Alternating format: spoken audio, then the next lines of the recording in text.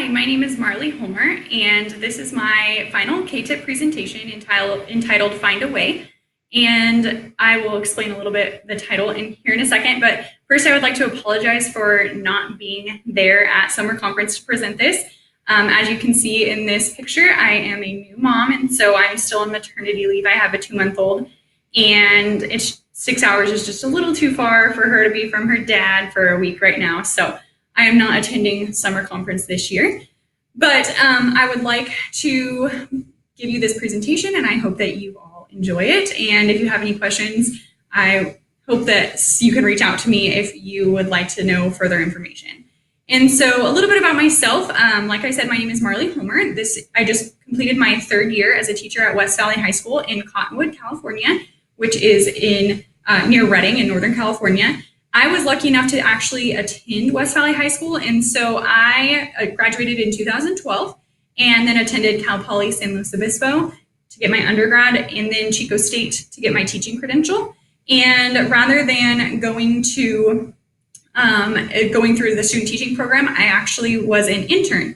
And so I was able to intern here at West Valley High School for 3 periods my first year. And then my 2nd year, I became full-time, and like I said, I just completed my 3rd year. A few of the classes that I teach here at West Valley include the Freshman Ag Science 1 course, which is just like an intro to agriculture class, which I absolutely love. I love freshmen. I know that sounds crazy, but I think they're just at a really influential point in their life, and I really enjoy working with them. And I enjoy that course content as well.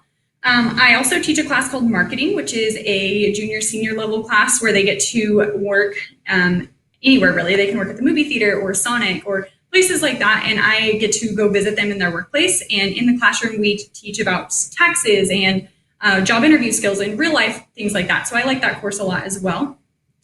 Also, I teach down at the junior high. I started a program down there to make me full-time, and so it's called West Cottonwood Junior High, and I teach, basically it's like a little elective down there. So in the future, I would like to be full-time at West Valley, but that 1 period is making me full-time, and so that I teach down there as well. And finally, this year, I will talk about it a little bit more, but I get to take on the leadership course, so I'll be teaching leadership and putting on all the rallies and dances and all that fun stuff. So I'm busy, I know. I also coach basketball on campus, and I coach Advanced Parley Pro and advise the lambs and goats here in our SAE projects. So the reason I made this motto, Find a Way, is because I really think that your first couple years of teaching ags as a new ag teacher can be really difficult. And I think that our school motto of Find a Way is a really great school motto to have, and it's also great in terms of finding a way to make everything work. Balancing your home life, learning how to teach those first couple years can be really difficult. So that's why I made the motto, or the title, our school motto. Where it all began for me, like I said, I attended West Valley High School. Tom Vasquez was my teacher, and he was amazing. And I think my whole FFA experience, me doing Parley Pro, showing hogs, and being an officer at the chapter and regional level, all that stuff made me super involved. I got a lot out of the organization, and I realized I really wanted to give back to those students and be able to do the same thing. A little bit about my individual learning plan. My first year was actually my 2nd year teaching, but my first year in the CATIP program, my main goal was to develop procedures and routines for students, because my first year I feel like I didn't really focus on that much, and I tried to establish those routines later on, like in December, and you all probably know by this point that does not work. So you really have to start hard at the beginning and establish those routines and procedures so students know what to expect and have those high expectations for them. So that was my goal my first year in the CATIP program. My 2nd year was to reflect and reteach. That was my main goal, because I felt like my first 2 years, I was able to kind of learn the content, teach it, figure out how I wanted to teach it, but I never really looked back at those assessment scores and thought, oh my gosh, some of these students aren't getting it. I need to go back and reflect and reteach and be able to reassess them. I made these into SMART goals because they were very specific. I knew I wanted to, at the end of each unit, have some sort of assessment, and then I wanted to be able to make sure that I measured how well they did, so I evaluated those scores. And then I retaught and I reassessed and was able to see the growth and improvement there. And this was attainable because, I did it. And so it was good for me to be able to establish that. And it was really relevant and time-based for those students because it helped them relearn the information that I was giving them. Like I mentioned earlier, Tom Vasquez is my mentor, and I was a student of his, and now we're teaching partners. I see him on a daily basis, and we were able to work really well together as a mentor, and as our relationship grew a lot. And so he has been super valuable. He's an awesome, awesome teacher and coach and mentor. And outside of the classroom, he observed me putting on our contest called NorCal Parley Pro. And he made observations. One really big thing that he taught me is that after every single event that we put on, we need to reflect on how we do and make notes to improve for next year. And so NorCal Parley Pro, this was the first year we ever hosted a Parley Pro contest here on our campus. And we got a lot of great feedback from other teachers and coaches who attended. And so right afterwards, we sat down together, and I kind of tried to run this, and he did all the cooking. He really enjoys doing that. And so we sat down and we thought, okay, what did we do well? What can we improve for next year? And we do that all the time through every event that we do. And so his observation was really, really important to me and valuable in that, because we're going to be putting on that contest for years to come, hopefully. And so that's one of the main things he taught me. Some evidence of how I grew over the years. In the classroom, the biggest thing was basically just establishing rapport with my students, growing a lot. My first year, I had a really rough group of students. They're going to be seniors now this coming year, and it really taught me a lot. And I really grew in the classroom because I knew that I needed to establish more of a routine, more procedures, more discipline, more classroom management at the very beginning. And then I can kind of grow throughout the year. And so that's kind of how I did in the classroom. FFA, I think that I grew a lot as well, because I was able to actually, my first year at coaching Advanced Parley Pro, we didn't even make it through the regions.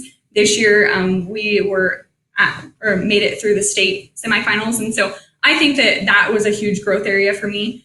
And as far as SAEs go, I grew a lot as well, because like I mentioned, I showed hogs in high school. And so I don't know much else, but Laura Barnes is one of my other teaching partners, and she's like a hog guru. And so she has the hogs, and I took over sheep and goats, and I don't really know a lot about small ruminant animals. And so I was able to grow a lot in that area, and I've learned, ask for help, be able to ask people who know more. I contact our breeder a lot for questions that I have. I talk to Laura and Tom a lot for questions I have. And so I've grown a lot in that area as well.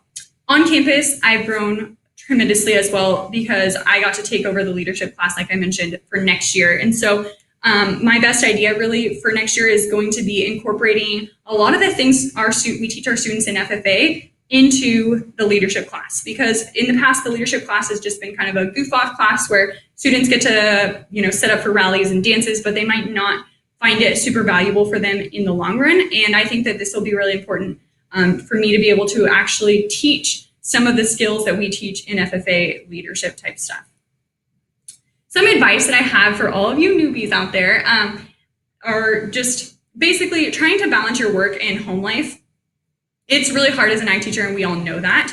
But I think one of the most important things is to find a spouse who's really supportive. My husband is awesome. And know that like my 2-month-old next year will probably be running around campus just as often as she is running around our house, because to me, it's really important to try to incorporate that and have her be here with me as much as possible, so that way I'm not feeling like I'm away from her too much. Try not to procrastinate. That's a really big one. I'm huge on not procrastinating, and I think that makes a huge difference in my ability to teach. And then this is a really big one. Get as involved as possible in your school and community. I grew up here, and so Cottonwood is has a huge piece of my heart.